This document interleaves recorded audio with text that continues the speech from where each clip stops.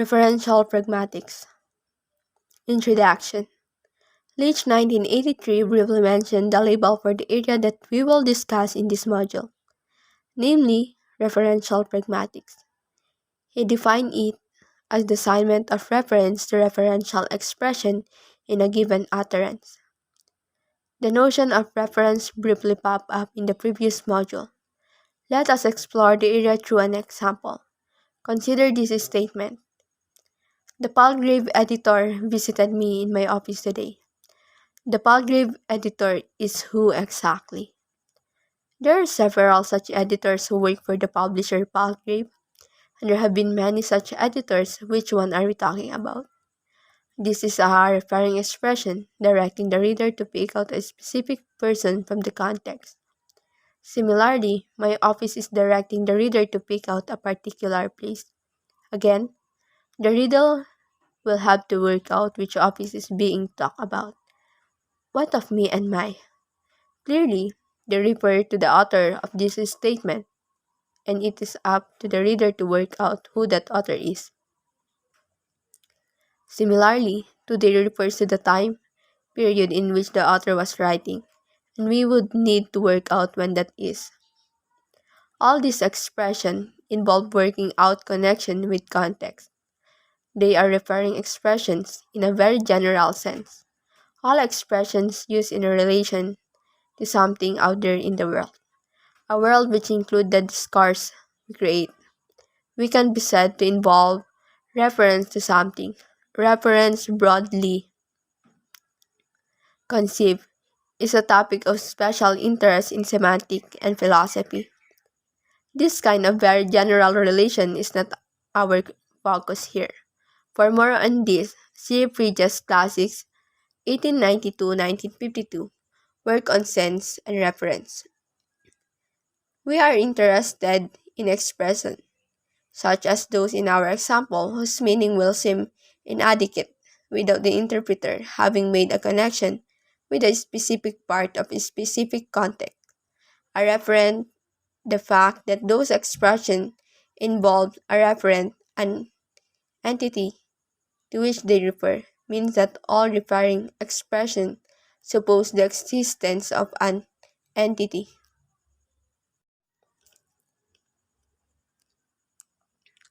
We will use the term referring to denote the narrower, more dynamic, indeed pragmatic, usage of expression that connect with context, but drawing meaning from it and shaping it.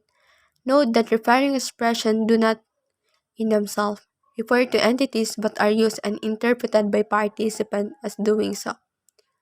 That is what makes them pragmatic. One key issue when considering referring expression is, naturally, what specific aspect of context the speaker is referring to. In pragmatic, there are at least three key dimensions involved in referring. Consider, for instance, the following excerpt from the film For Wedding and a Funeral, which starts when Charles attempts to introduce himself to another guest at the wedding. Charles, how do you do? My name is Charles. Guest, don't be ridiculous.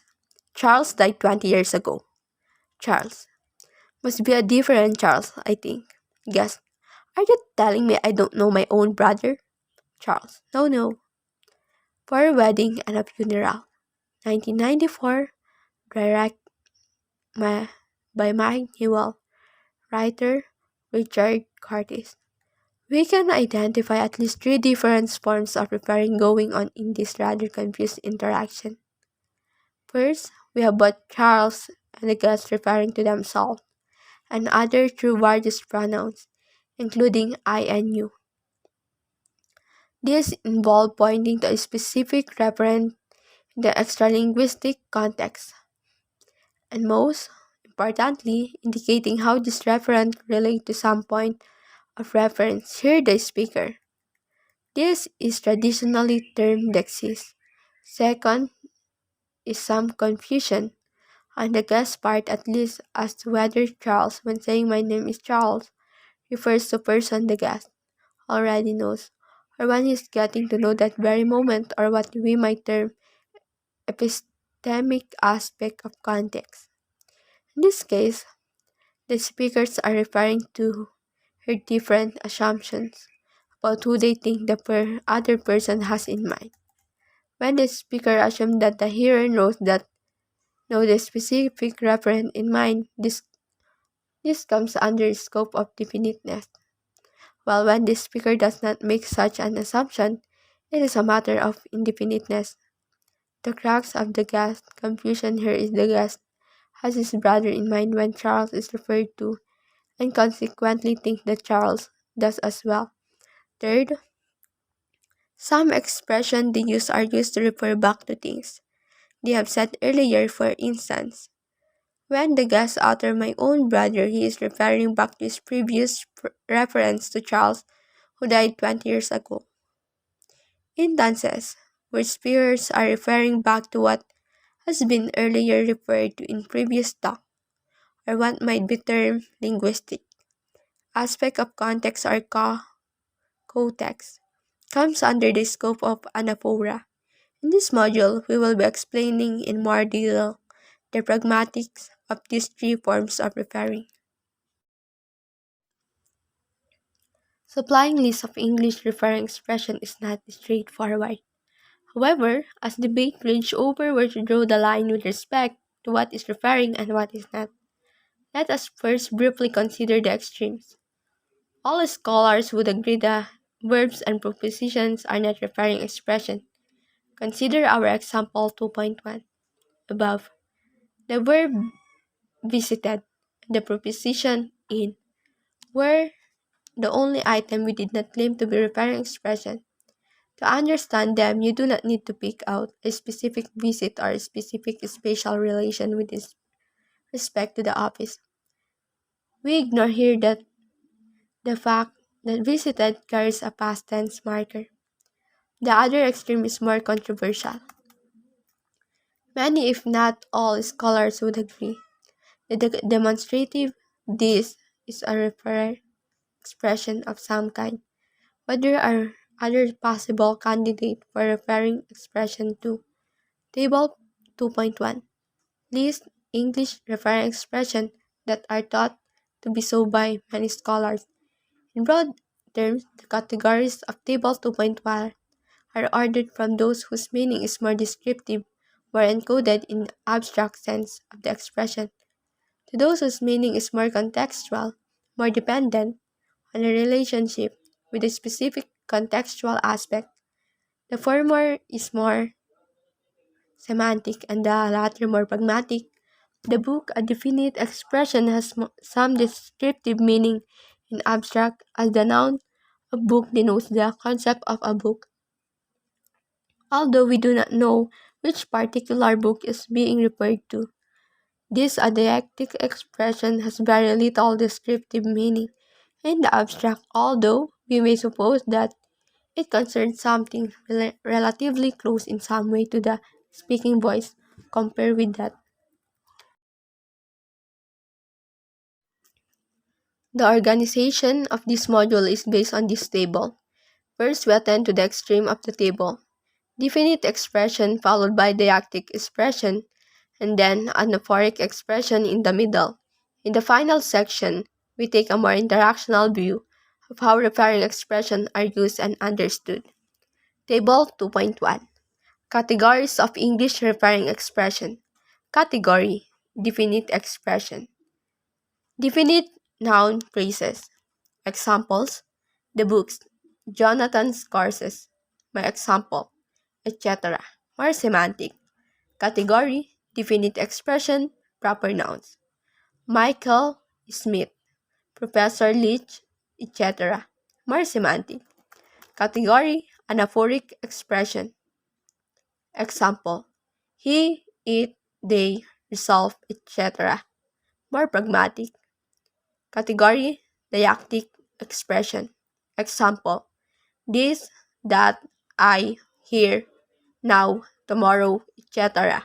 More pragmatic. Definite expression. Definite expressions encode some semantic meaning in their nominal elements. For example, as mentioned above, book in the definite expression, the book relates to whatever mental representation you have for the concept of a book. Moreover, French 1892 to 1952 noted that definite expression not only denotes something but also implies that it exists.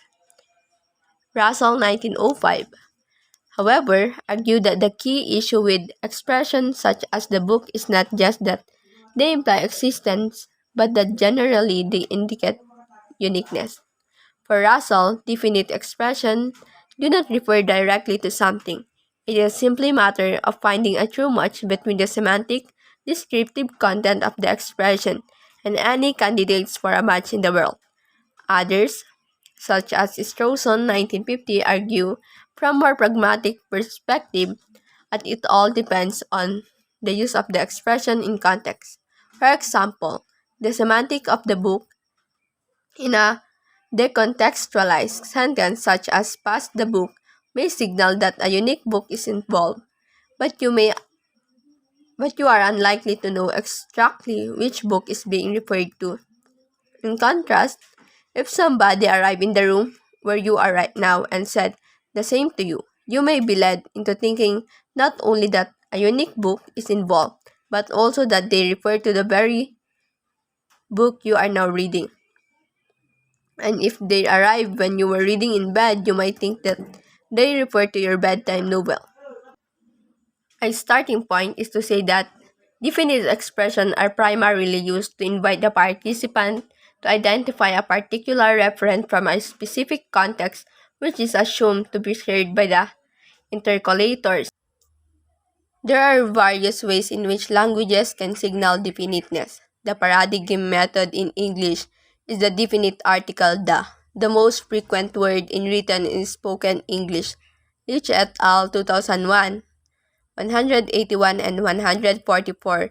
Like other noun phrase determiners such as possessive determiner pronouns, my, your, our, their book. Demonstrative, this or that book. Or as genitives, Jonathan's book. Definite articles determine the definiteness of the noun. Phrase, compare the sentence in 2.3. Letter A. The book you're reading is great. Letter B. A book you're reading is great. You are likely to interpret letter A as referring to the book you are currently reading. Apologies for the immodesty.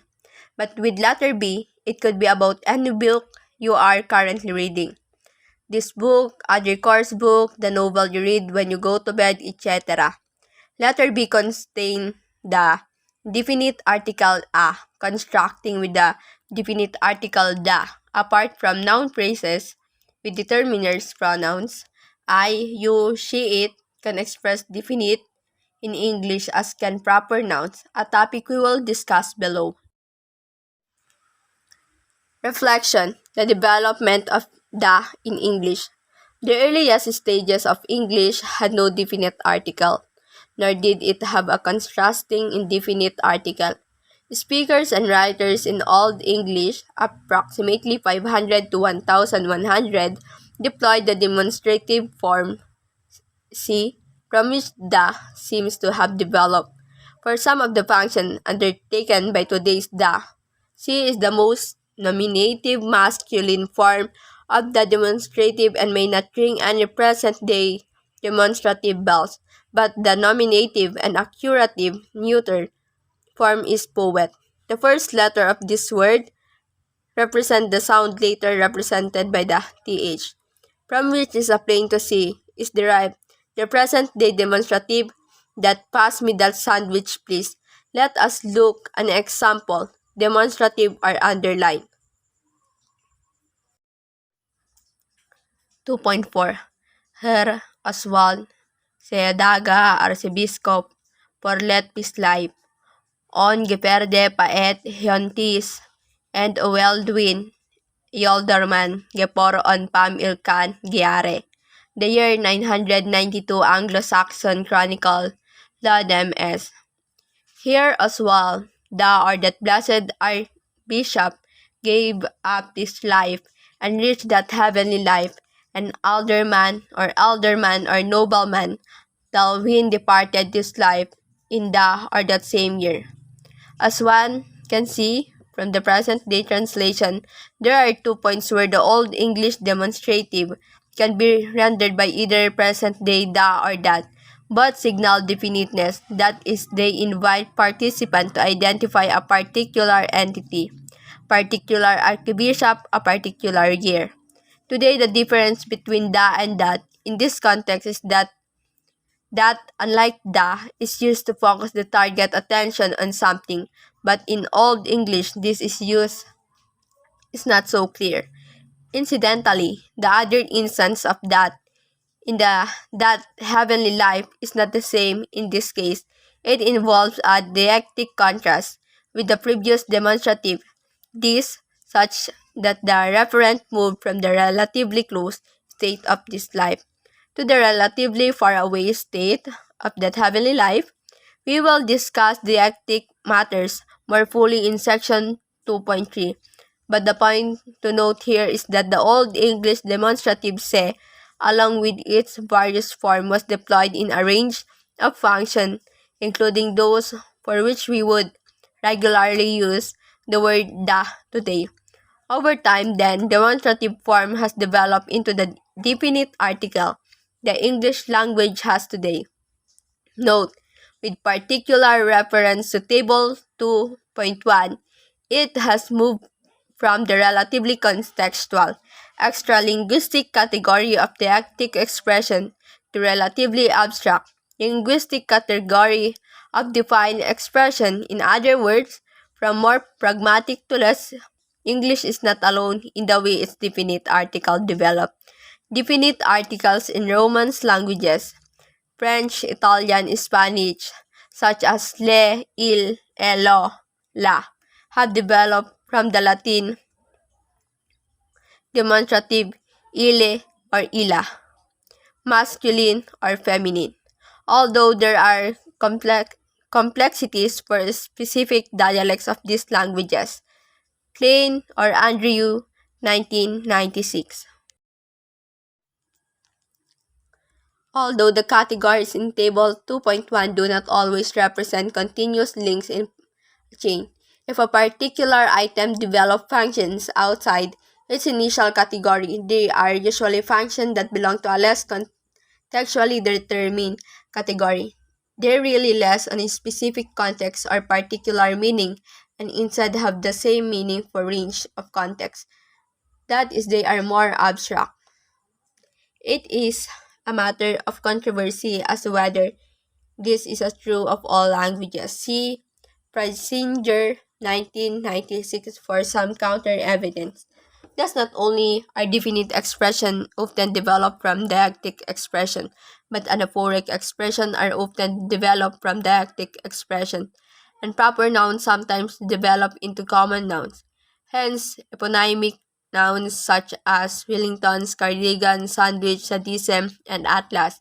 This movement is consistent with what has in historical linguistics been referred to a grammaticalization. As a lexical construction enters and continues along a grammaticalization pathway, it undergoes successive changes in meaning, broadly interpretable as representing a unidirectional movement away from its original or concrete reference and toward increasingly general and abstract reference. Pagliwaka, 1994, 9. Pagliwaka's statement makes that the connection with a movement away from meaning anchored in a concrete context towards the abstract. Reflection, marking definiteness. Many European languages are like English in having a separate word or words, marking definiteness. Other languages such as the Scandinavian languages Danish, Norwegian, Swedish, and Icelandic and the Semitic languages, Hebrew, Arabic, and Kurdish use an affix rather than a separate word. Yet other languages such as Latvian, Xhosa, and Indonesian regularly deploy a demonstrative. This that for this purpose, English can also use demonstrative to signal definiteness. Try substituting this or that for the da in a sentence above. But it is not regularly deployed just to mark definiteness in the way that da is. Still, other languages such as Chinese, Japanese, and Russian, and many other Slavic languages, use none of these resorts to mark definiteness. This is why, of course, a distinctive feature of English spoken by a speaker of these languages is lack of definite article. Consider this sentence written by a Japanese pragmatic student. It is principle of conversation. Indeed, some research on marking definiteness in English in interaction where all the participants are non-native speakers has suggested that dropping the definite article in some instances where it would be required in standard forms of English and inserting it where it would not normally be grammatically required is a future of English as a lingua franca.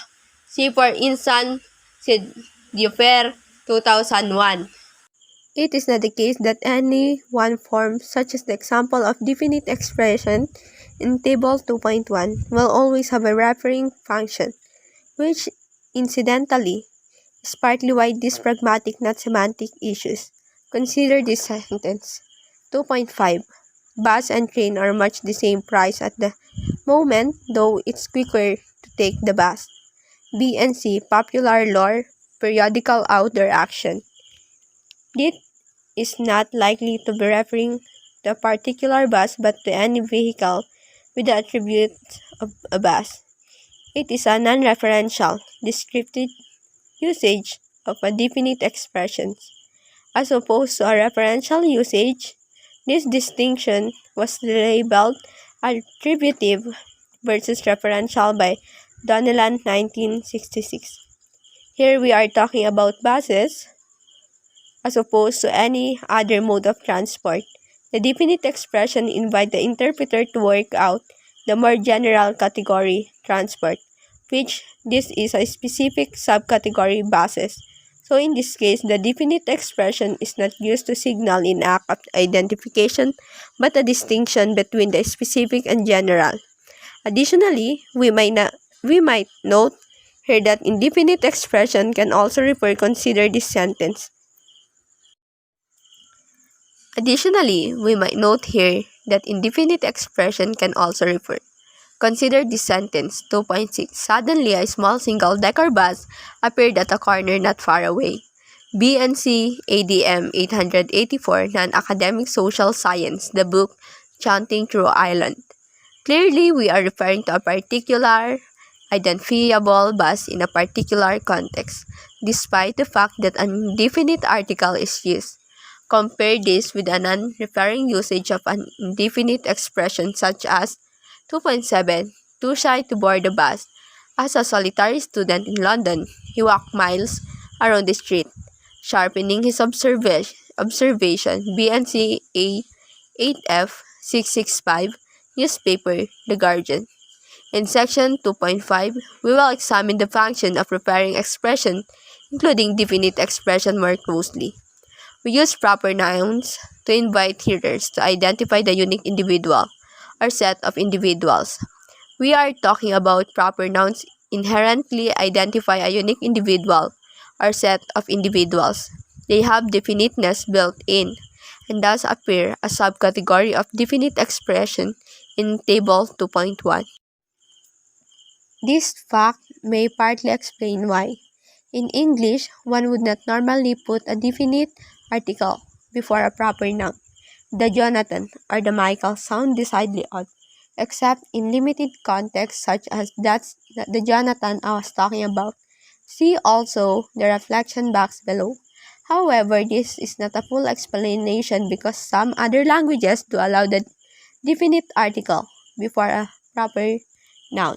For example, in some dialects of Italian, definite articles are systematically used before personal names, La Maria, and in Italian, generally they are used before names of countries, La Germania. This is not a bizarre as it may seem to the native English speaker. A century ago, Russell, 1910 to 1911, argued that proper nouns are not just empty shells used to refer a particular individual, but are associated with descriptive context, which determined what they refer to, somewhat like definite common noun phrases such as the books. Reflection, proper nouns, and meaning. Whether one agrees that proper nouns work through associated and descriptive content or not, this is indeed controversial. There is no doubt that proper nouns are not the purest of referring expression. They are not devoid of abstract semantic meaning. They have rich connotations, with the line between connotative and denotative sense being fuzzy. As of 1993 to 140, having reviewed vast quantity of research, most of it North American, and conducted studies of his own, conclude that both first names and surnames differ in attractiveness and connote impressions of the names bearers' age, intellectual competence, race, ethnicity, social class, and other attributes. It is not difficult to understand how these different associative have developed at different times. Different names have been fashionable, and different social groups have preferred particular names. For example, the names Kevin and Tracy, though popular in the mid-80s, have experienced rapid decline. See figures in Dunkling 1995, presumably because they become strongly associated with the young, moneyed, working-class people of late Thatcherite Britain, while some scholars, Kripke, 1972, may argue with some reasons against the description content view, saying that proper nouns directly refer without any mediating semantic content. Proper nouns clearly do have connotation that assist not only in the assignment of reference in context but also in the overall interpretation. For example, a tutor writing to someone, an elusive student, may say in the communication Jonathan called paper as opposed to Jonathan, in order to crank up the level of formality and thus strengthen the request or order. The general and important point here that each proper noun has its own semantic coloring which feeds into interpretive process in interaction is true of all referring expressions. Also, it is important to note that no one proper noun form is necessarily performing a referring function all the time. For example, Mike may be thought of as a proper noun, a popular short form of Mike, but it is a common noun in this sentence. When he first came in, I offered him a drink out of courtesy, and I think he thought I was taking the mic out of his drink in the past. BNC 81 1224, part of biography. Indeed, proper nouns evolving into common nouns, so-called eponyms, is a regular method of word formation. Deaxis. We now turn to deaxis, the category at the bottom of Table 2.1. We will discuss anaphora in the section following this one. Deaxis relies heavily, though not completely, on the extra-linguistic context to supply the referent and non-semantic elements within the deictic expression itself. It may be helpful to note here that the word deictic is borrowed from the Greek deictikos, meaning able to show, showing directly. Deaxis involved connection between a reference point and aspect of the situation in which the utterance takes place. Deictic expression invite participants to work out a particular connection. When somebody telephones another and say it's me, they invite the interlocutor to work out on the basis of oral characteristic that me refers the speaker. Occasionally, of course, the speaker assumption that the interlocutor can work out who is speaking turn out to be wrong, and the interlocutor has to ask explicitly who it is. Something which is potentially embarrassing because the speaker assumed that you were sufficiently familiar with them to identify them. Consider another example, this time provided by Charles Fillmore, 1997-60. 2.8.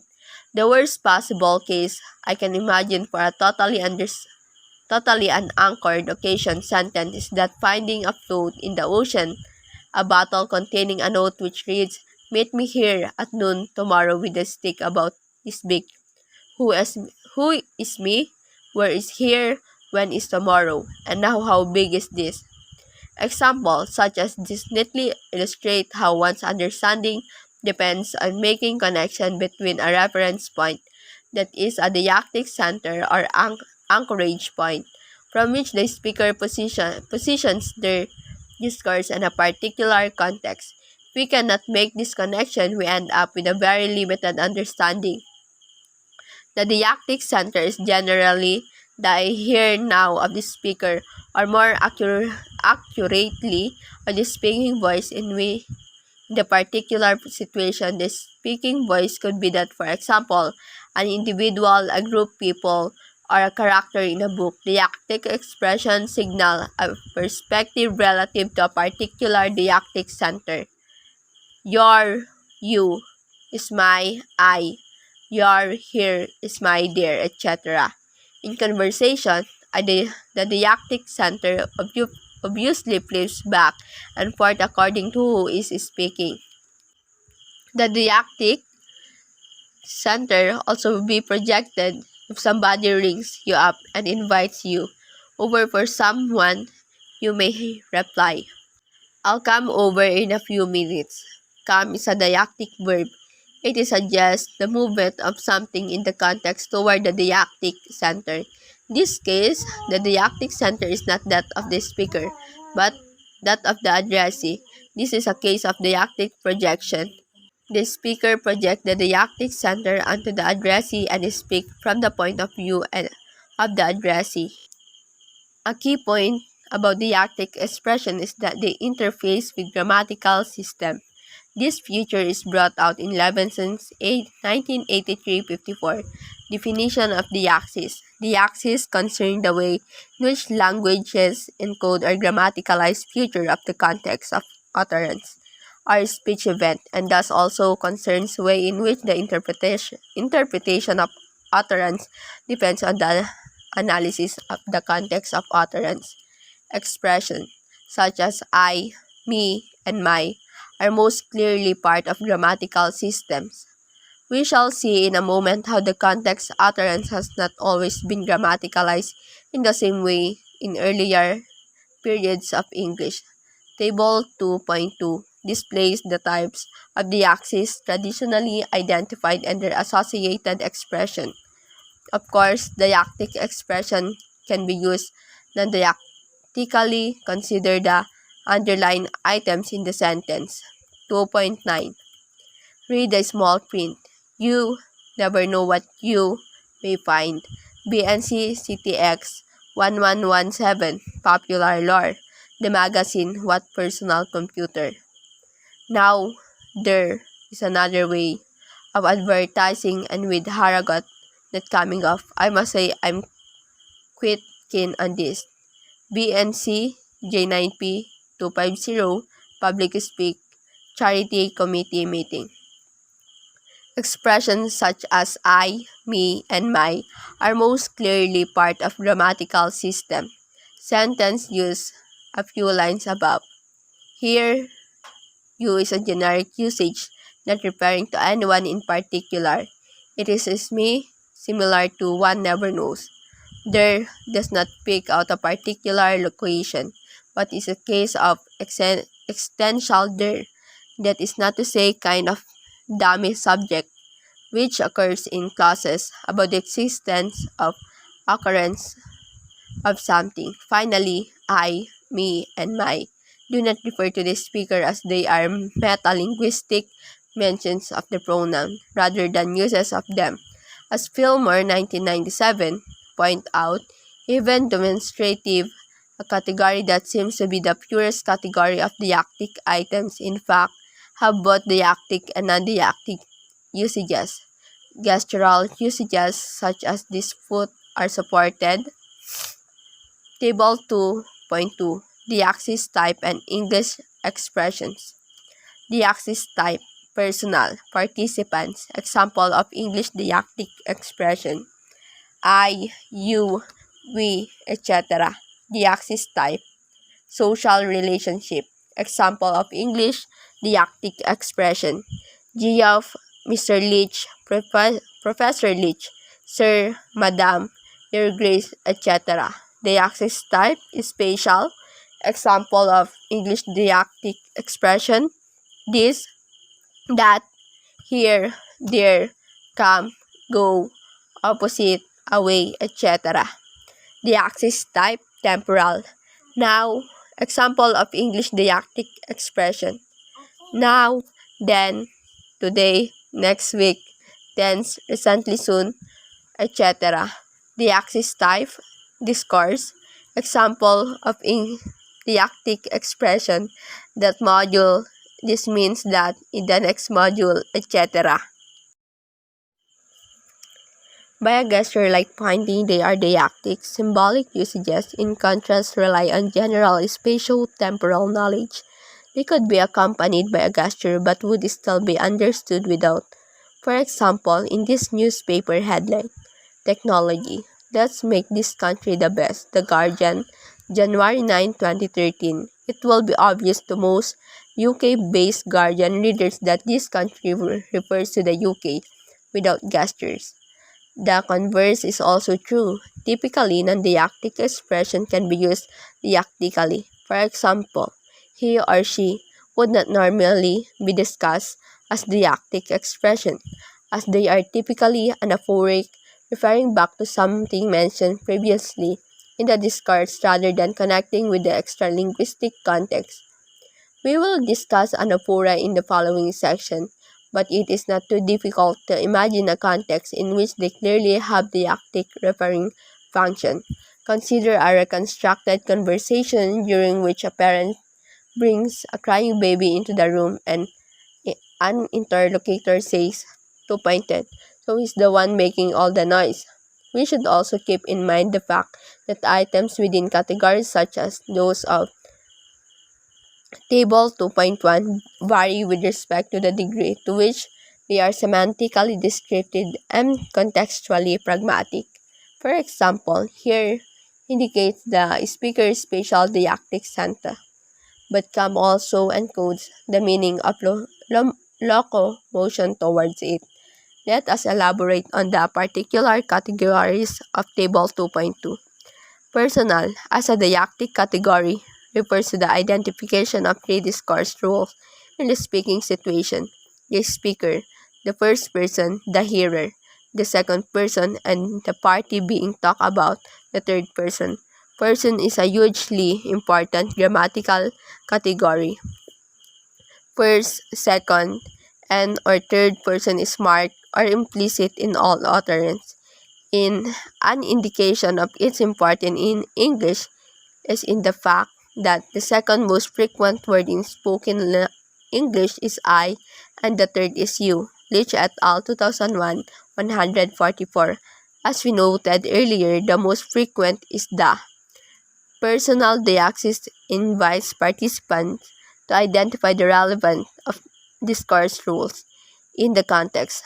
Person markers are not devoid of encoded meaning. In fact, they rarely encode person alone, but also have our other grammatical distinction. In English, these are numbers. I versus we, gender, he versus she, and case, she versus her. Note here that deactic person markers are typically the first and second person, not the third. Third person forms are generally anaphoric, that is extra-linguistic, but referring back to the linguistic context of the utterance. Though, as illustrated in the previous paragraph, third-person forms can be used deactically. Reflection. Person's marker in the history of English. English used to have a somewhat different system of grammaticalized expression available for deactic purposes. Regarding personal pronouns, one notable difference concerns number. While today we can use most personal pronouns to distinguish number, insofar as the referent is singular or plural. I versus we and Old English, there were also the remnant of the dual forms of the first and second person pronouns. Thus, with mean we bought, and yet meant you bought. This, of course, would also have implications for what at that time counted as plural in this grammatical system. It would have been more than two, whereas today is more than one. However, the area of radical change concerned the second person pronouns.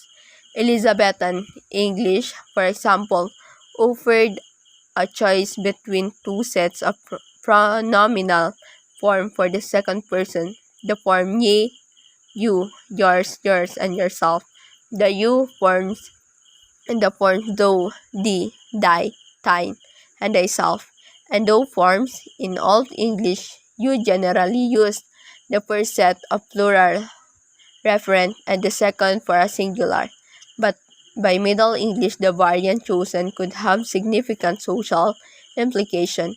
These items had taken on a stronger social didactic role rather than just personal. The usage of these sets is matter of great controversy. Brown and Gilman 1960 predicted that high status social equals use you forms to each other. Low status social equals use do forms to each other. High status individual use do forms to lower status, and low status individual use you forms to higher status. These predictions fit the usage of Middle English reasonably well. One can see a certain similarity in the way you forms and do forms were used in this period of English with the way, for example, do and vous are used in today's French or do and see in German. However, this prediction becomes more and more unreliable as we move toward the 17th century. The meaning of any particular usage has increasingly to be inferred from the specific of context. Take this brief extract from the Merry Tales of Skeleton 1567 as an example. In this tale, a skeleton, a parson tries to persuade a cobbler to go to war. 2.11 Noibur, you be a tall man, and in the King James Juarez, you must bear a standard. Generally, in this tale, skeleton uses do to the cobbler. This fits the theory which predicts a high status participant using do to a lower status participant. But here, despite the difference in social status, skeleton used to the cobbler. By he thus is pragmatic issue not simply matter of correlating usage and status. Here, skeleton is trying to persuasive using you lends a note of respect. Ultimately, the do forms have become obsolete except in some areas of Yorkshire and Lancashire and some religious contexts. The fact that English second-person pronouns have now been reduced to a single set of forms based on you without any encoded meaning regarding number or social position marks English out as distinct from many languages, especially European. By way of postscript, it is worth noting that some dialects of English have relatively recently developed the plural form yours. Liverpool English is a case in point, and this expression has been identified as characteristic of at least some Australian and Irish speakers of English. Harvard 1985 in some dialects of American English, particularly in the South and Texan regions of the U.S. Other second-person plural forms, such as ill, you all, and yins, you ones, can be found. In Table 2.2, we have split personal diaxis into two subcategories, one pertaining to participant marking and the other pertaining to social relationship marking. The latter subcategory is often referred to as social diaxis. There is absolutely no hard and fast distinction between these two subcategories. See Maridu 2007-9. The history of you forms and do forms in English is a case in a point. Today, English relies in largely vocative expression usually used to address people, to mark social relationship, especially in the form of noun phrase, usually comprised of proper noun and or titles.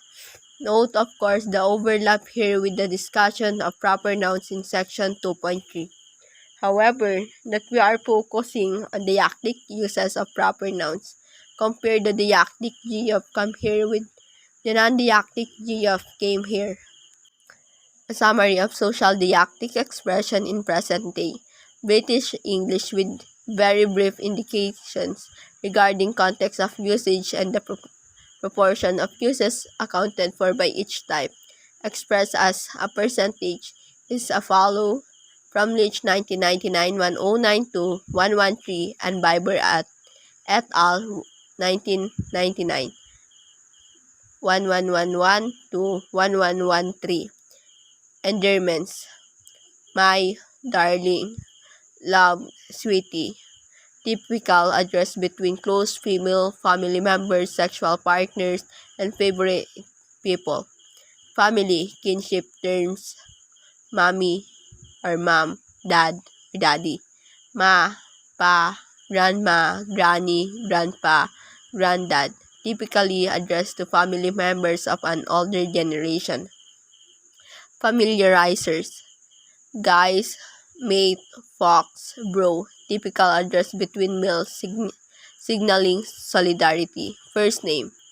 Letter A. Typical address between friend and family members as well as other even casual acquaintances. 35%. Letter B.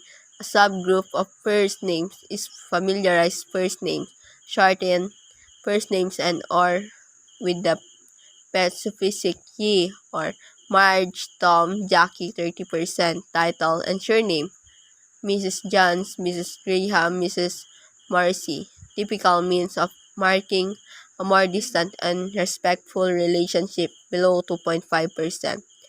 Honorifics, sir, madam, ma'am, relatively rare in English. They may occur in situations such as formal service encounters where there is a markedly asymmetrical relationship between speakers below 2.5%, others see below 5%. Although relatively rare, there is a wide range of other forms limited only by one's creative Biber et al. 1999 1109 1110 provide some illustrations from the Longman Corpus of English. 2.2 Hello, lazy. Oh, make your bloody mind up, boy. Come on, you Reds. Come on, you Reds. Come on, you Reds. Those of you who want to bring your pets along, please sit in the back of this spaceship. As might have been observed from the above summary, social deictic expression mark not only social relationships but also amongst other factors setting and in particular their degree of formality. A good example of social deaxis restricted to a particular setting is the use of surnames only in more traditional schools, notably British public schools, not just by teachers to pupils, but also to an extent between pupils themselves. Reflection. Social deaxis across languages. Person marking varies hugely from language to language. Consider, for example, that Fijian is said to have 135 person forms, whereas Maduri, an Austronesian language, has only two. Siwerska 2004-2. One of the reasons for this is that person marking interacts with the socio-cultural context of the particular language, as Mulhasler and Harry 1990 207 quoted in Siwerska 2004-14. Common pronominal grammar provides a window to the relationship between themselves and the outside world. Obviously, this fact is most salient with respect to social deaxis. Non-singular second-person marking when addressing a single person is often a way of signaling social distance difference, particularly in the context of an age differential or formality, as was the case at least to some extent with the U forms in earlier period of English and is still the case in many European languages. French, German, Spanish, Greek, Danish, Swedish, Russian, Czech. Non-singular person marking is also used for single referent in many other languages but not necessarily for the same social reason. Some languages achieve the social function with the use of the third person. For example, in Italian, one uses the third person feminine singularly, and in German, the third person plural sie. Such person marking phenomena are part of linguistic honorifics, conventional system of forms that honor, express deference to participant, usually but not necessarily the addressee. In some way, such forms include not only person marking but also forms of address, various affixes, clitics, and particles, and choice of vocabulary. Present-day English does not have a rich honorific system, being now largely confined to forms of address. As noted above, other languages, particularly those of East and Southeast Asia, Thai, Japanese, Nepali, Korean, have remarkably rich system. In Thai, there are said to be 27 forms used for the first person, 22 for the second, and 8 for the third. These are used according to, amongst other things, social status, intimacy, age, sex, and kinship to reflect differences or assertiveness. See Cook 1968 quoted in Swerska 2004 228. Person marker, as we have seen for all referring expression in this module, are not always used in such way that their encoded meaning matches their usage. Mismatches are often deployed for the purposes of generating local, social meanings. Consider, for example, the range of possible referent for the English forms we, based on the list given in Swerska 2004 to 15. Letter A, 2.13. Letter A. We equals I are not interested in the possibility of defeat. Queen Victoria on the Bower War 1899. Letter B. We, not I but you, want to eat our or your dins now. Carer talking to patient. Letter C. We, she or he, had wet panties again in playgroup. Mother talking about her child. Letter D. We, I, individually, and I, individually, etc. solemnly swear. Letter E. We, shall we, I or you, book for just the two of us, me and you then. Letter F. We, I and he, will join you the moment John arrives. Letter G. We, I and they, are underpaid and overworked. H. We, you, and you, etc. addresses will hear this presentation. Some of these mismatches have become well established. Letter A is of course, the royal we, pragmatically I. A more recent example, which are the words of Margaret Thatcher upon discovering that she had become a grandmother in 1989. We have become a grandmother. The royal we might be said to be a case of self-difference. The speaker is the honorific focus. Letter B is a typical usage of the exclusive we, pragmatically, not I. We are the avoidance of the pronoun you.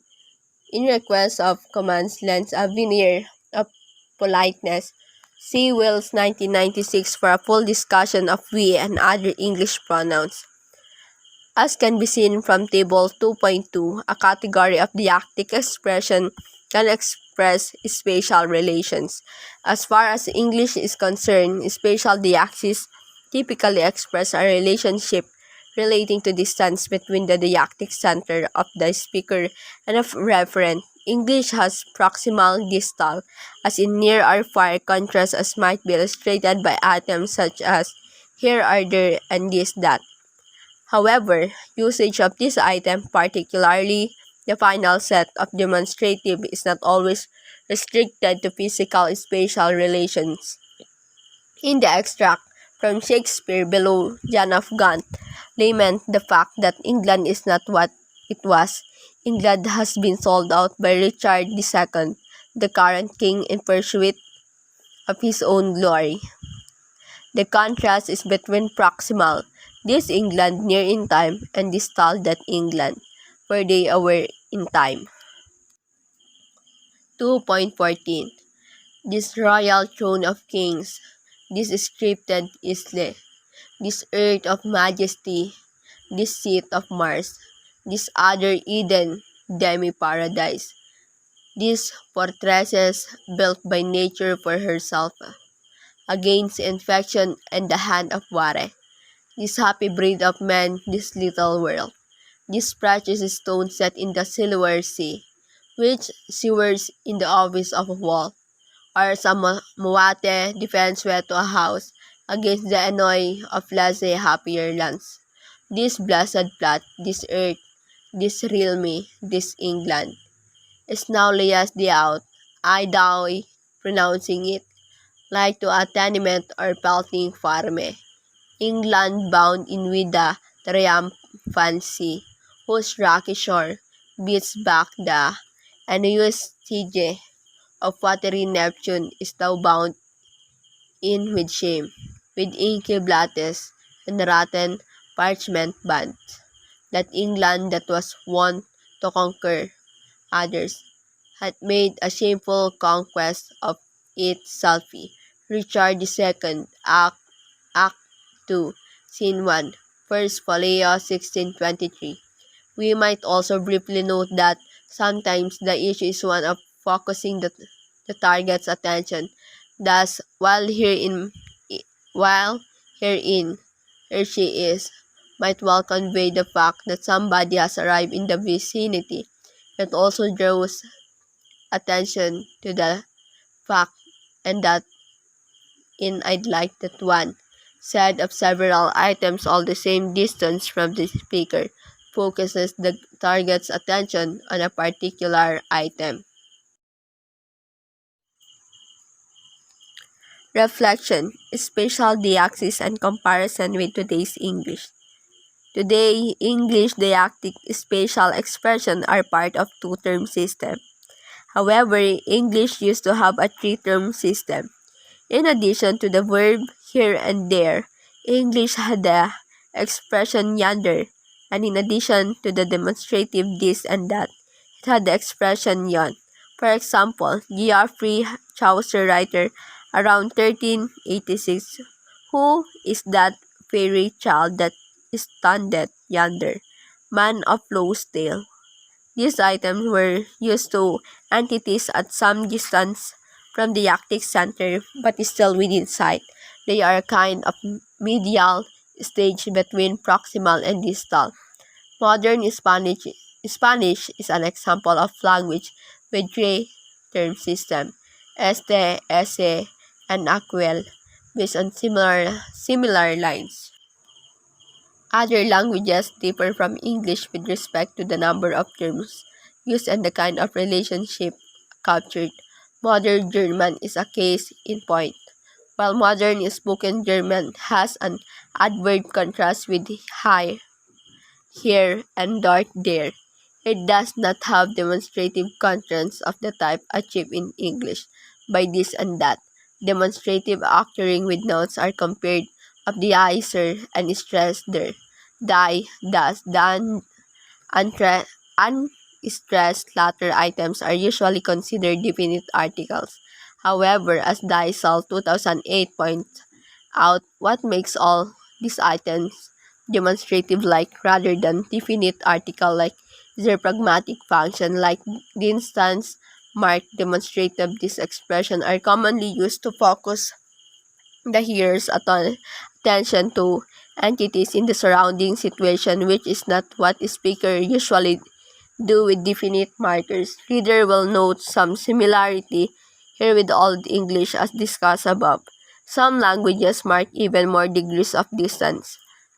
Malagasy apparently used 7 demonstrative adverbs and 6 demonstrative pronouns to mark increasing degree of distance from the speaker. Anderson and Keenan, 1985, 292 to 294. English has a spatial deictic system based on degree of distance between the speaker as deictic center and the reference. Some languages have different kind of relation as their basis, one that is less egocentric and not based on degree of distance. Japanese is an example of the language and that factors in the nearness are not the referent to the speaker and the hearer and the speaker and hearer. Thus, it has kono near the speaker, sono near the hearer, and ano away from the speaker and hearer.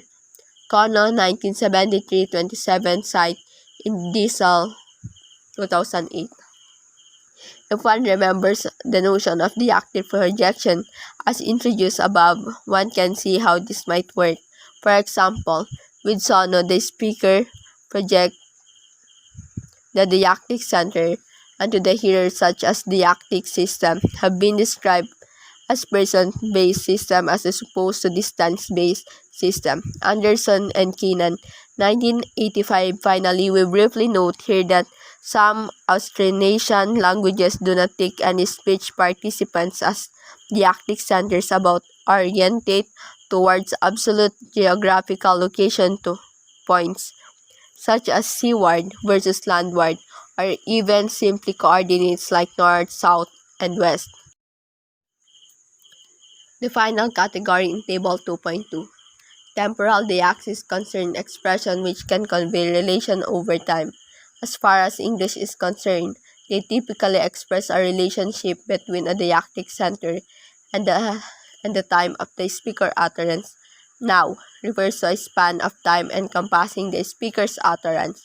The use of the present tense as opposed to the past can mark the speaker's current time of speaking, and auxiliary verbs such as will, shall, going to, etc. can can mark some point in the future. Tomorrow, next week, yesterday, ago, etc. indicate a span of time in a relation to the speaker's current utterance. The actic expression, as we have seen, are usually taken as referring to entities in the extralinguistic word.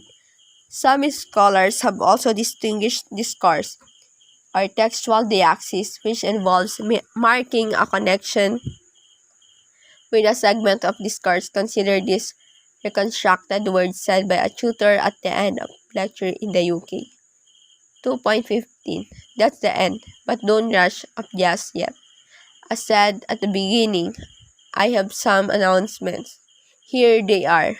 Then displays and read announcement on a PowerPoint slide that point back to the preceding discourse. The lecture here points upcoming discourse. Given that we are now dealing with textual links, this category of the axis is not pure. It also overlaps with the notion of anaphora, which we will discuss in the following section, though it is in principle distinguishable on some counts, as we will note. Anaphora. Anaphoric expression refer to a previously expressed textual unit or meaning, the so-called antecedent. Anaphora in the context of linguistics is generally understood to refer to a relation between two linguistic elements, wherein the interpretation of one called an anaphor is in some way determined by the interpretation for the another, called an antecedent.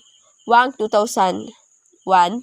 It may be helpful to know that the term anaphora is derived from the Greek word avapapa, meaning carrying back. Here is an example.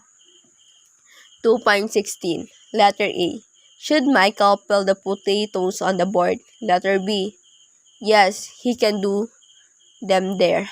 The anaphoric expression in B utterance and their antecedent are as following. He, Michael, do peel them, the potatoes, and they're on the board.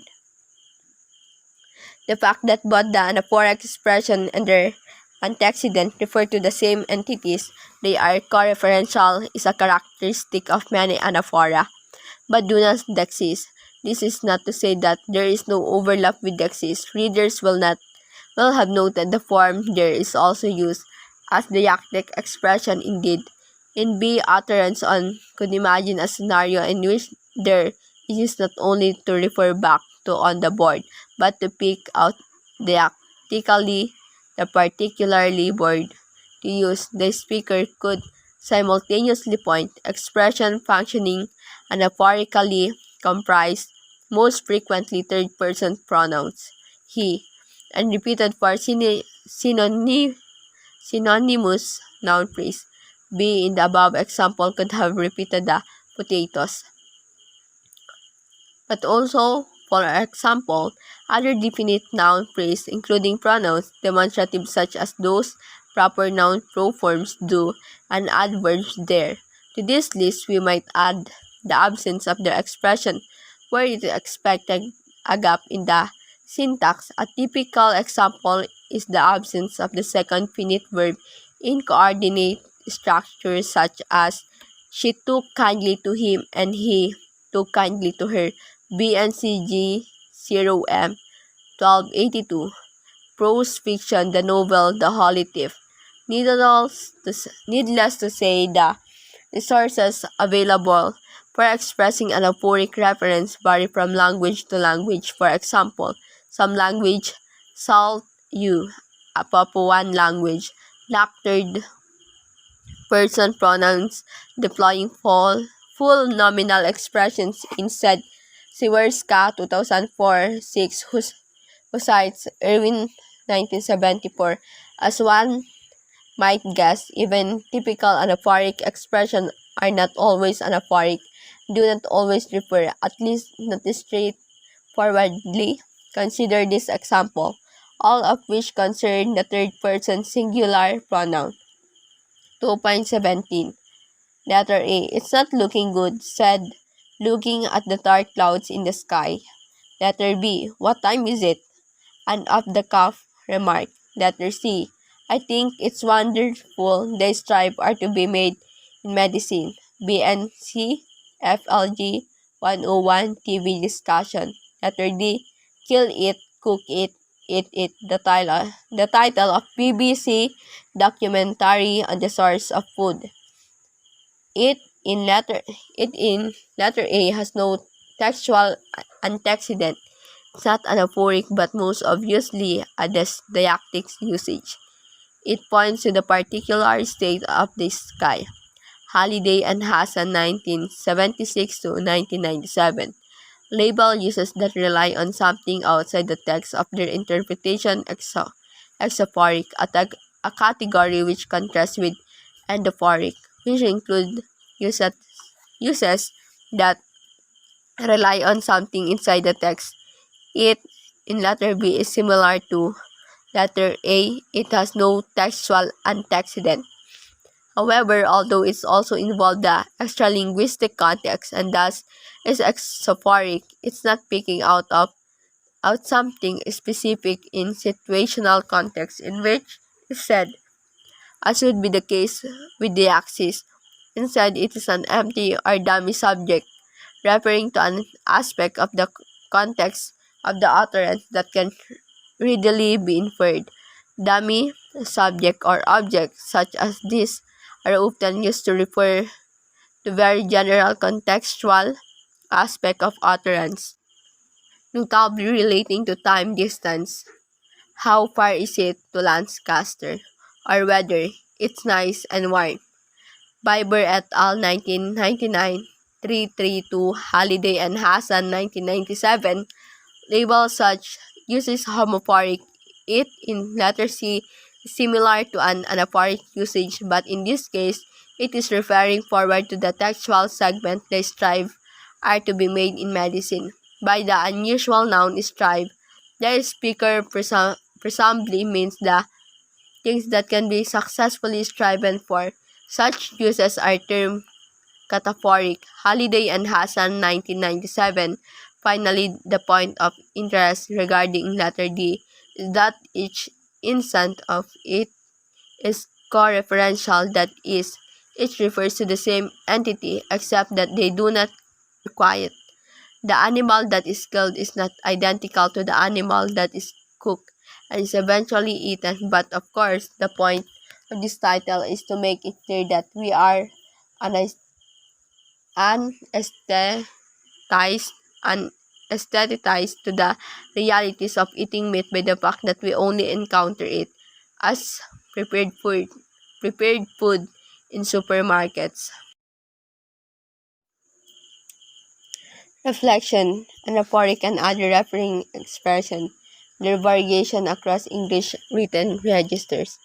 Biber et al. 1998, Module 5 explored the usage of referring expression, particularly anaphoric expression, across different registers using the corpus-based methodology. See also Biber et al. 1999, page 237 to 240 for similar findings. More specifically, they examine referring expressions, noun phrase, and pronouns across two spoken register conversation and public speeches, though we will not report the result of public speeches here from the London Land Corpus, and two written registers, new reportage and academic prose from the LOB corpus. They found an uneven distribution of referring expressions. News reportage had the largest number, 63 per 200 words, then conversation, 61, and finally academic prose, 51. To understand this difference between Biber et al., then look at the distribution according to the type of referring expression, retrieving frequencies across the register for exaphoric pronouns, anaphoric pronouns, and anaphoric nouns. They discovered that exaphoric referring expression made up over half of the referring expression in conversation, whereas they were almost non-existent in the written register, news, and academic prose. Those written registers were dominated by anaphoric nouns. In other words, people do not surprisingly regularly refer to the aspect of their immediate extralinguistic context in conversation, whereas in a written register they refer to aspects of the previous text. They also look at the average distance between the referring expression and the antecedent. In the various registers, the distance was defined as the number of intervening noun phrases. Some large differences emerge. The averages are conversation 4.5, academic prose 9.0, and news reportage 11.0. The referring expression occur much closer to their antecedents in conversation can be partly explained by the fact that conversation is conducted online with all the mental processing pressure that implies referring expression with short distance to their antecedents are easier to understand. But this finding is also consequence of the referring expression type. Exaphoric referring expression do not have intervening textual material, they refer directly to the reference. Using and understanding referring expression in interaction. Referring expression and context. The following is the beginning of Ken Kesey novel, One Flew Over the Cuckoo's Nest, 1962, 2003, 1, 2.18. They're out there. This is a creative way to begin a novel. Create psychological prominence. We have the outline of a puzzle here, but not the pieces with which it to complete it. We know that some group of people, they are located in some space, away from where the speaker writer is out there. The referring expression begin to build the point of view of one particular character, the protagonist who is incarcerated in a mental institution. It flags the kind of context that need of fleshing out. This help achieve the dramatic purpose of the novelist. Let us look at another literary example. This is the first stanza of W. H. Auden's poem, Funeral Blues, Stop All the Clocks, 1963 to 1976. 2.19. Stop all the clock. Cut off the telephone. Prevent the dog from barking with a juicy bone. Silence the piano with a muffled drum. Bring out the coffin. Let the mourners come. As we pointed out in the section 2.2, definite noun phrase pres- presuppose the existence of the reference and can be used to invite the participants to identify a particular referent from a specific context which is assumed to be shared. Thus, the definite noun phrase in the book you're reading is great example 2.3, letter A.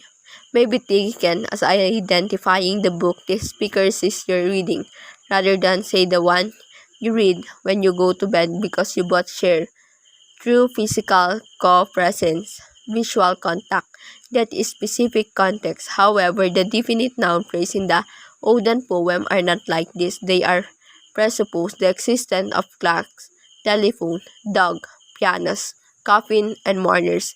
But in doing this, they also construct the context in which the particular reference can be identified.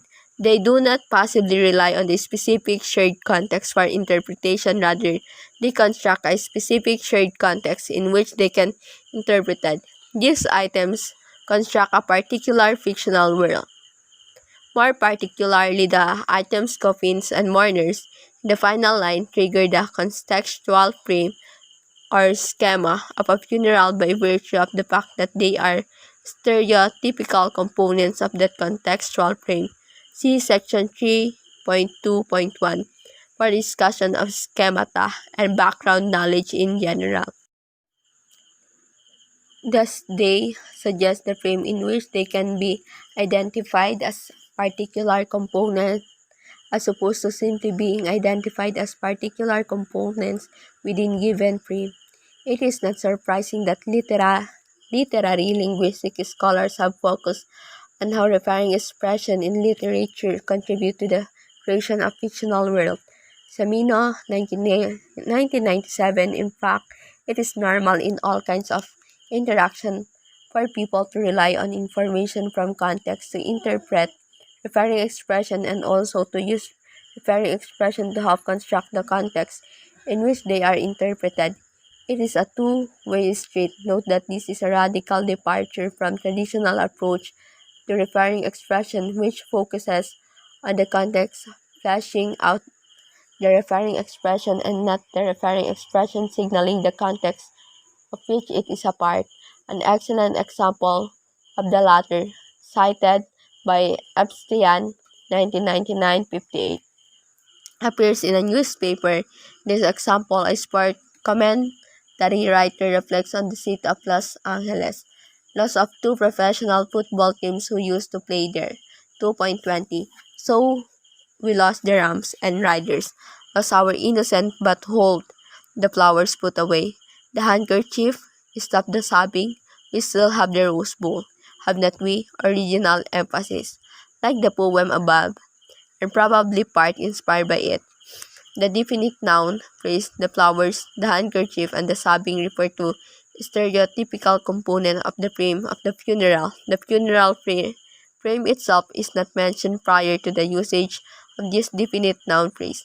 As Epstein, 1999, page 58 comments, the frame itself need not be directly evoked at all, but can be activated simply by mentioning some of its salient elements. In section 2.2, we wrote that definite expressions are primarily used to invite the participant to identify a particular referent from a specific context, which is assumed to be shared by the interlocutors. The use of primarily was judicious because the uses of referring expression discussed in this section, creating psychological prominence, expressing viewpoint of or triggering frames, do not feel well. The idea of identifying particular referent from item in a given category, Epstein, suggests that thinking in terms of accessibility is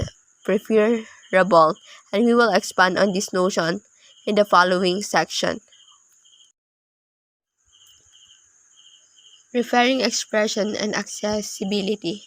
Prince 1981 and Ariel 1988-1990 proposed that different types of referring expression are used by products according to their assumptions about how accessible the referent is in the mind of the target.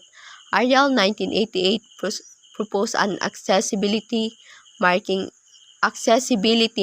scale along which referring expressions are ranked according to degrees of accessibility.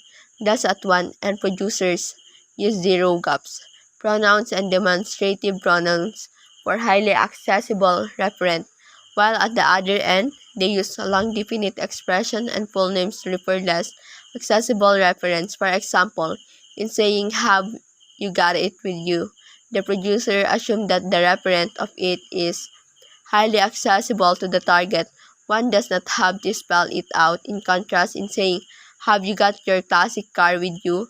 The producer assumes that the referent is less accessible to the target, and so the fuller your classic car is required. The accessibility of referent is said to be determined by four factors: the salience of the referent, the recency of a previous mention, the number of the other referents competing for the role of antecedent, and the degree of cohesion between the units that the expression and in its antecedent occur in.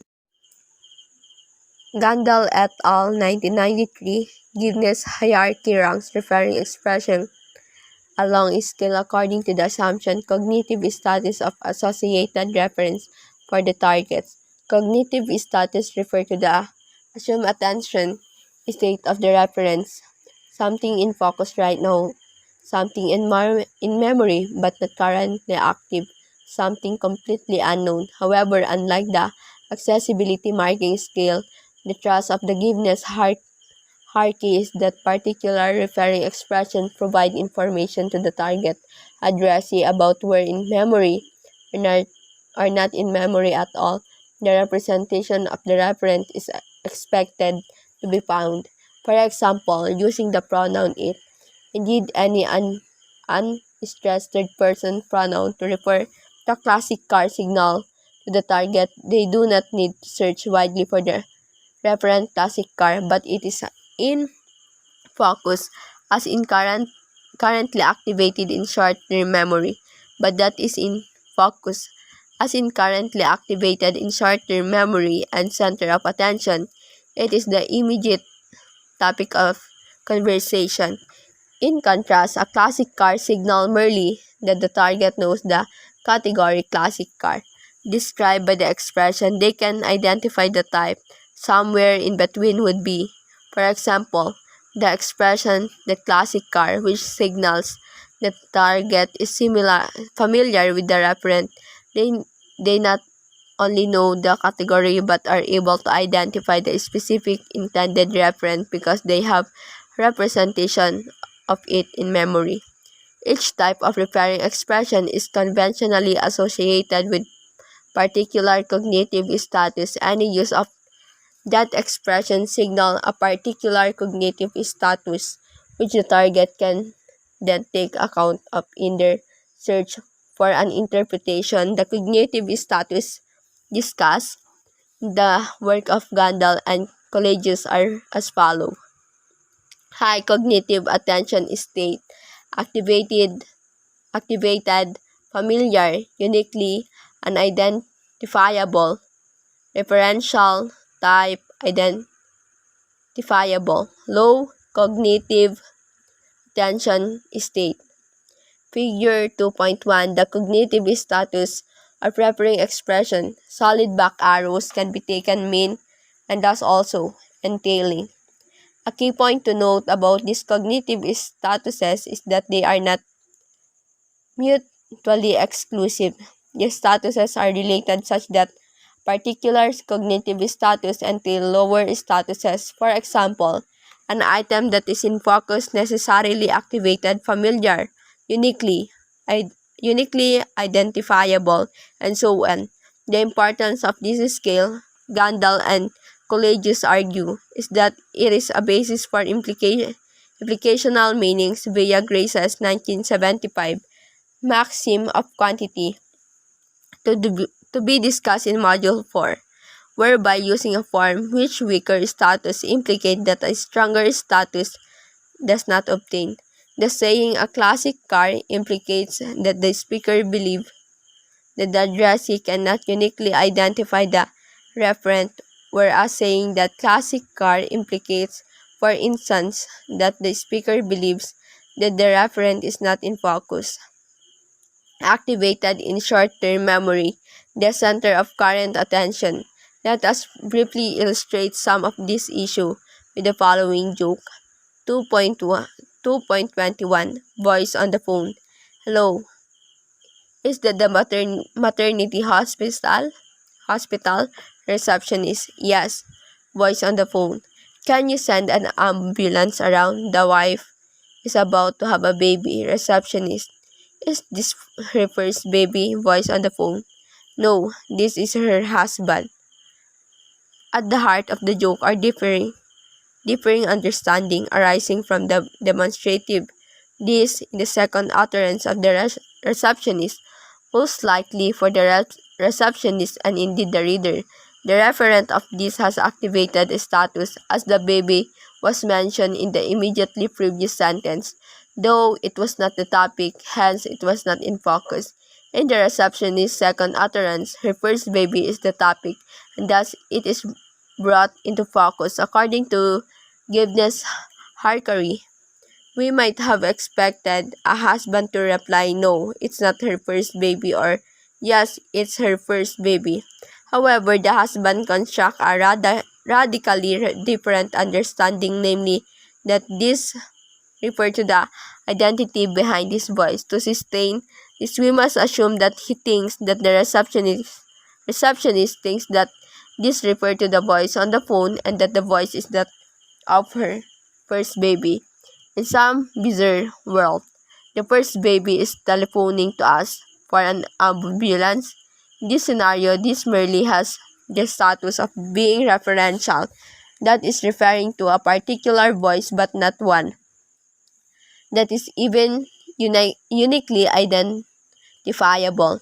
This, of course, is completely improbable, improbable because their respective identities have in fact been established. The social dexis of the wife implies that he is the husband. They at least have the cognitive status of activated. Cognitive status of activated. The Gibbons Harkari useful throw light on how the choice of referring expression works. It is not, however, a complete account of referring expression.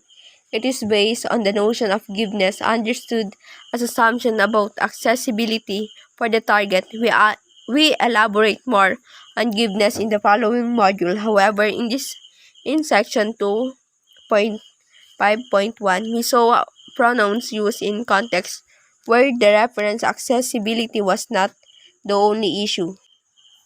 It was not simply a matter of where to access something in one's mind. Epstein, 1999, whose work is focused on the definite article, "the," was very aware of this, and hence defined accessibility simply as being available for interpretation.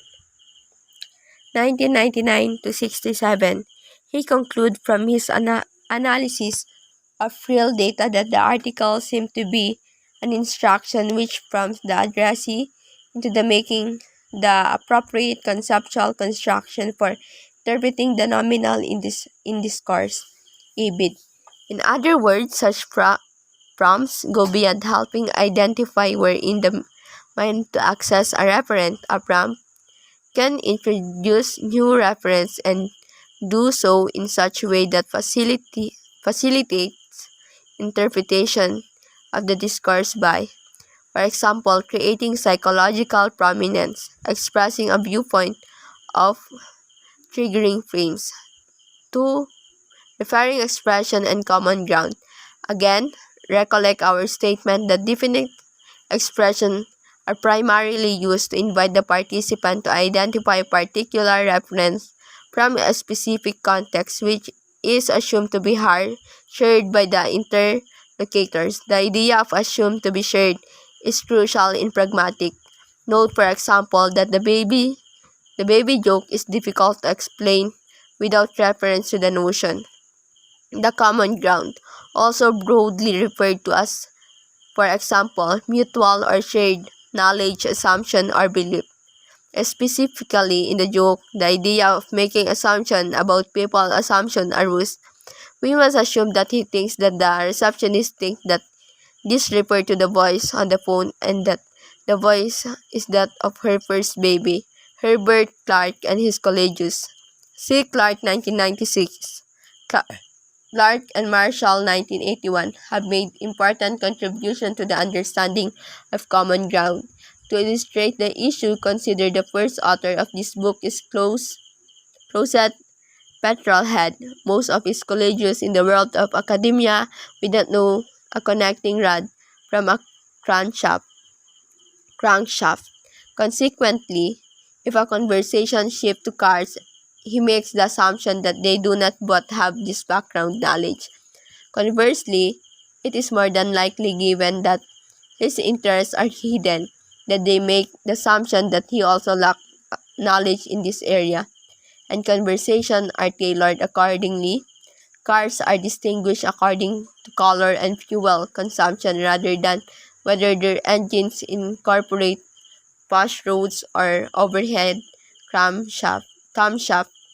Note what is happening here. Assumptions are being made on both sides about what knowledge is common to both parties, what is about common ground. Importantly, one makes assumption about the what assumptions are being made about what knowledge is in common. He assumed that his colleagues assume that they they both know very little about cars. This is important because deciding what to say will, in part, depend on your assumption about what you think the others think you both know. One could make further assumptions about those assumptions about the knowledge you have in common. He assumed that his colleagues assumed that they both know very little about cars. And further levels could be added. Of course, this infinite recursion of assumption is not the stuff of psychological reality. People would become mentally exhausted. Psycholinguistic research is not very precise about how many levels of assumption are deployed in communication. Some suggest we do not go beyond 3. Others suggest that at most 6. See the research cited in Clark 1996 100 and Lee 2000, page 30. There is in fact another way of affording insight into this phenomenon.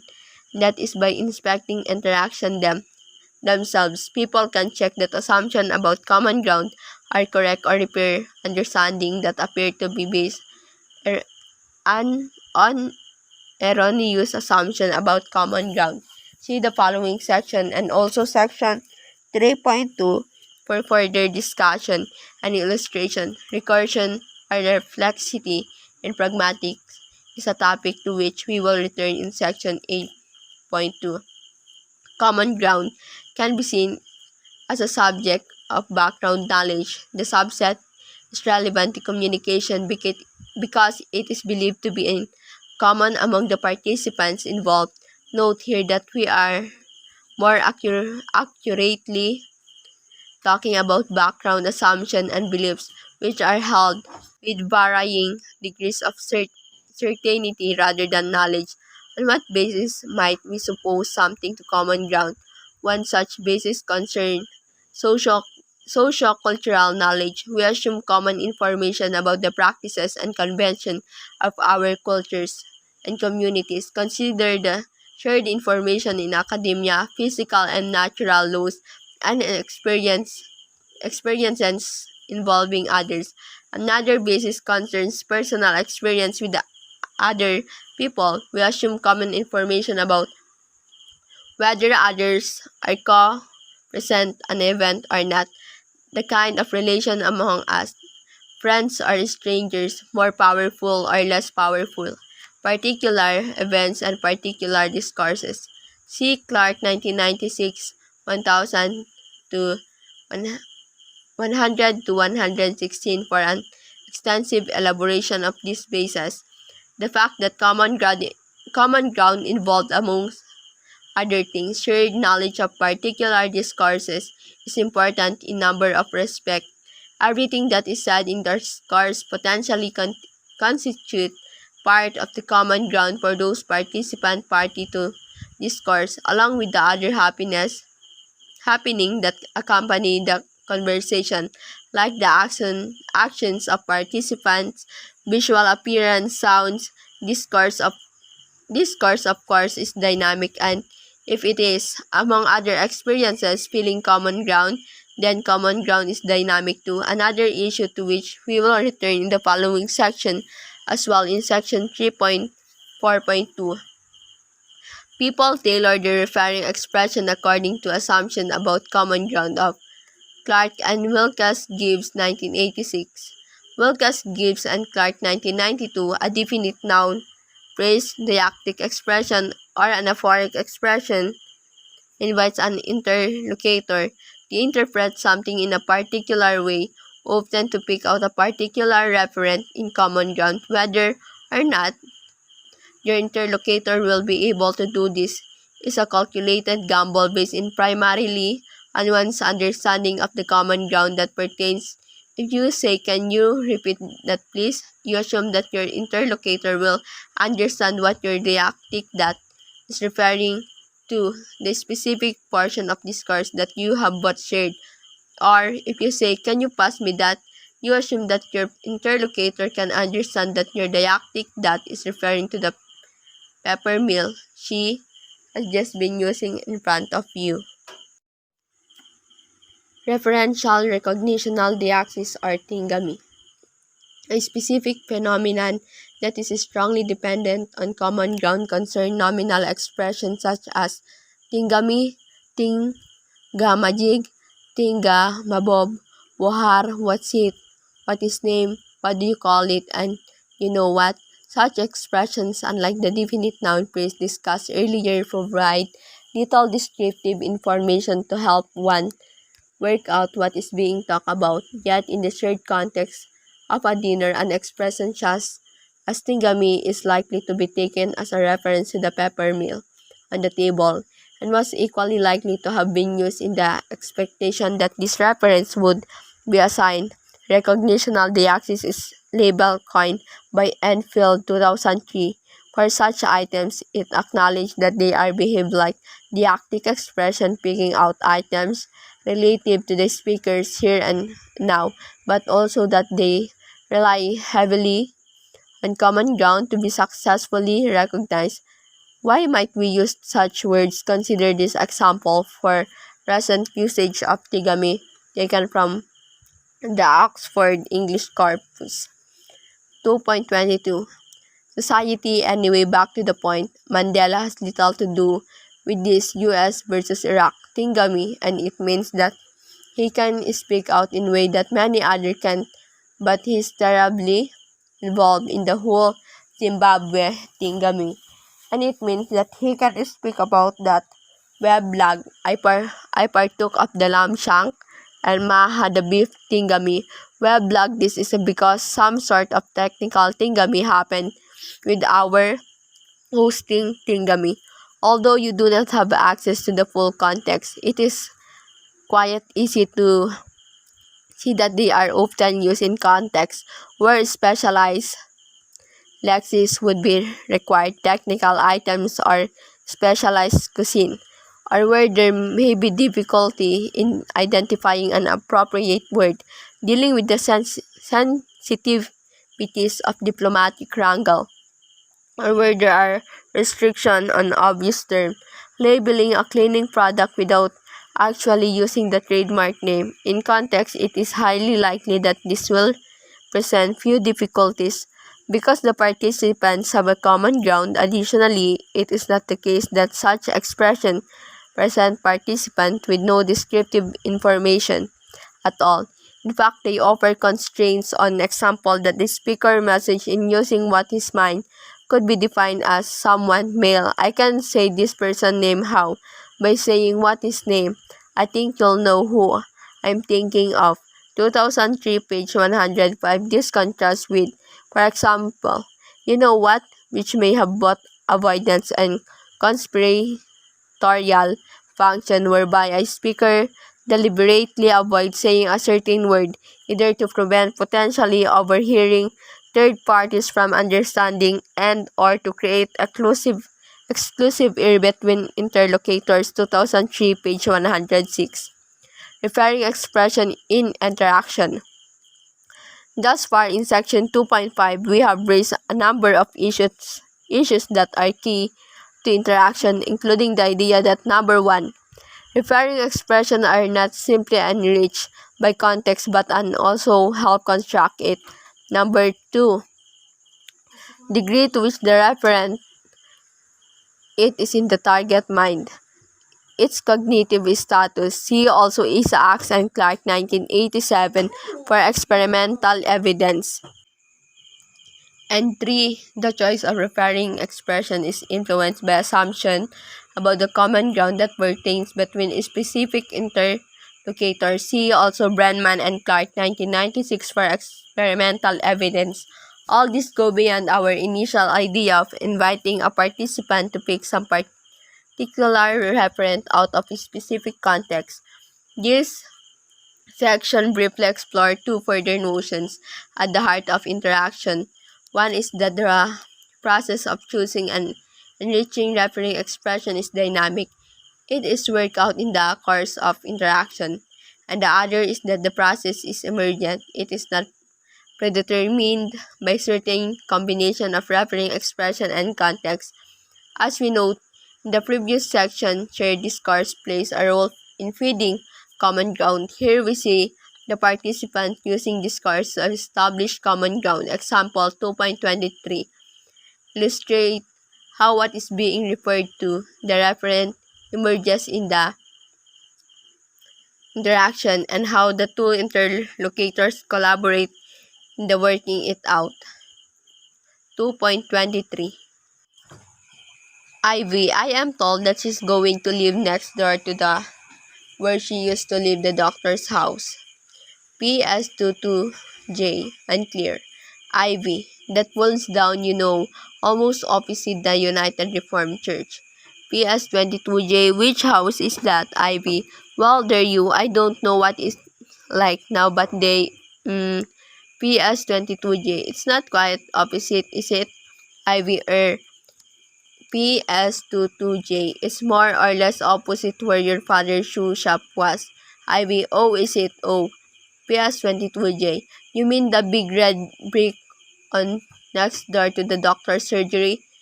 Ivy, yes, the doctor just there? PS22J, yeah, that's it. That's it how? BNC HDK 356 to 367 dialogue between two men, leisure context. Clearly, Ivy wants to specify where the referent of she is going to live, but is having difficulty. Note, the incomplete definite noun phrase next door to the together they work it through spatial diaxis next door twice opposite 3 times mapping out the location through question and answer. The eureka moment come with PS22J hugely descriptive definite noun phrase. The big red brick one next door to the doctor's surgery assisting Ivy in identifying the location, and when Ivy confirms the reference of this noun phrase, PS22J switches to anaphoric it.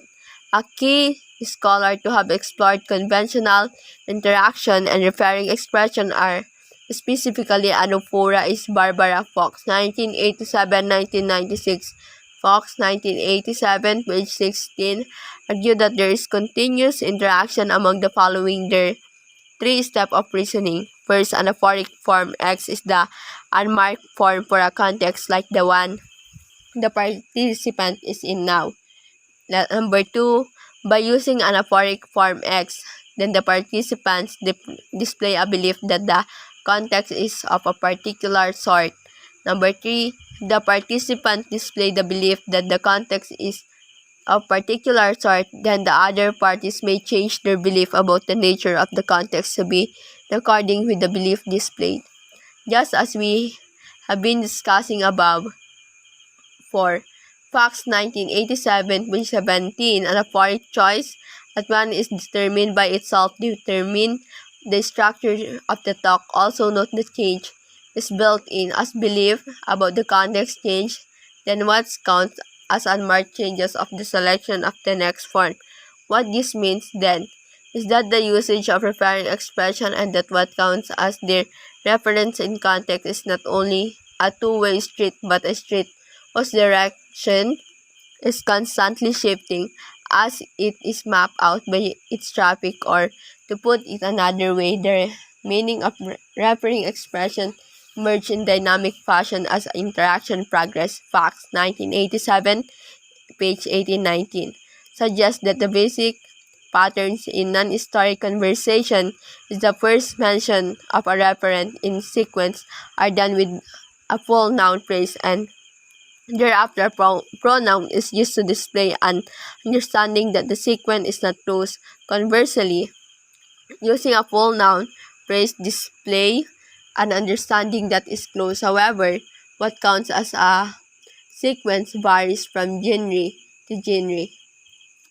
As we have seen in the reflection box of variation, across English written register, the usage of referring expression varies hugely across genres, so what will count as unmarked will vary. Moreover, note that this is a basic pattern participants can exploit it. One context in which this can happen is disagreement. Note the final line of this example from Fox data. Fox 1987, page 62. 2.24. R.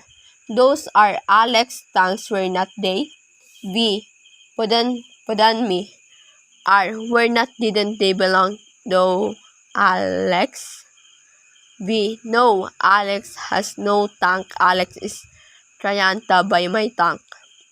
Here the use of proper noun Alex instead of the pronominal he is geared toward attracting the attention of the first speaker to the fact that her or his assumption about Alex are incorrect. Moreover, Downing, 1996-136, observed that proper nouns can be useful deployed in contexts where the speaker wishes to display his or her authority to speak about the particular referent, as is common in disagreement contexts, and this fits here.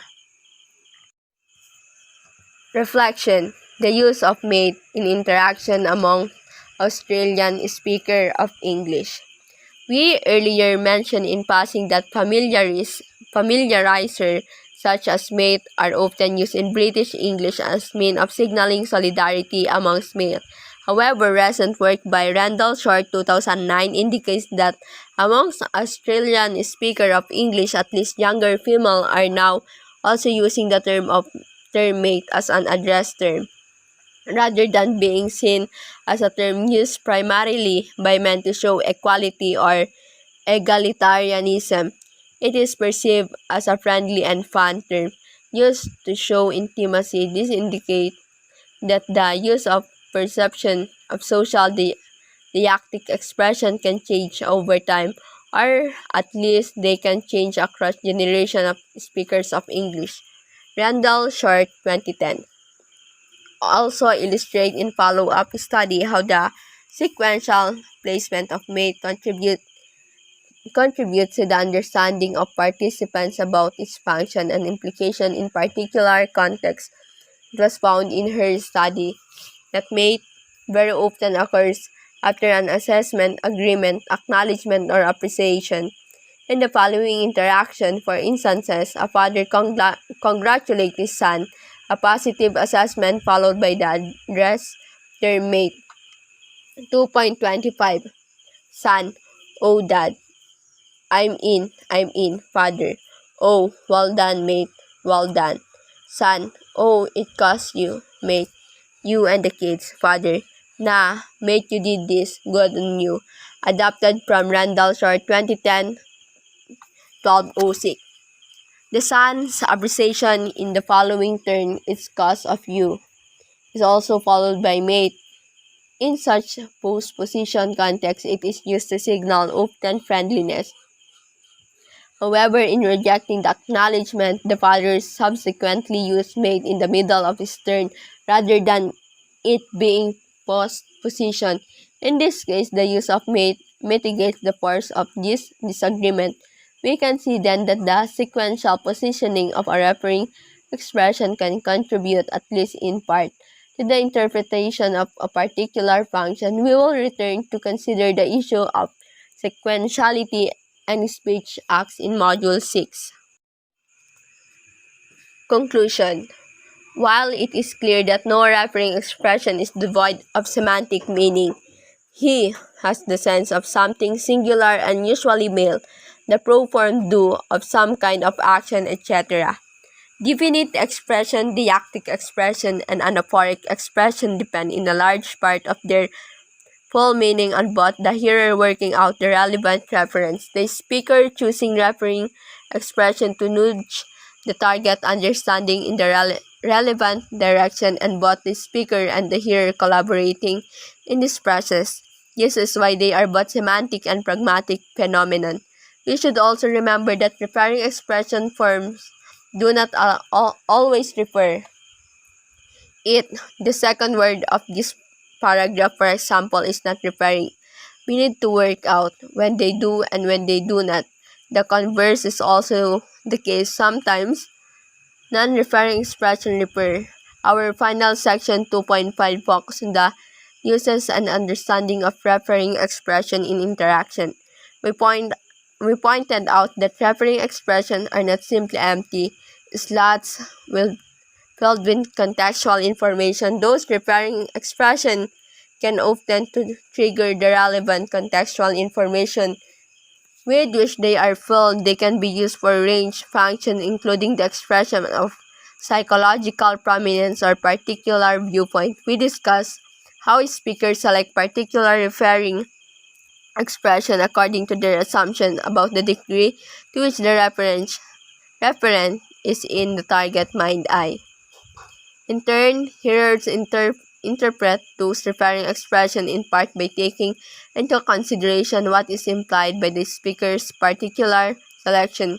We also introduce common and ground and role in influencing the selection of referring expression and retrieval of reference. Finally, we focus on the dynamic and emergent characteristics of referring interaction, including the exploitation of referring expression, for example, by choosing less obvious referring expression to signal particular interpersonal meanings such as relative power.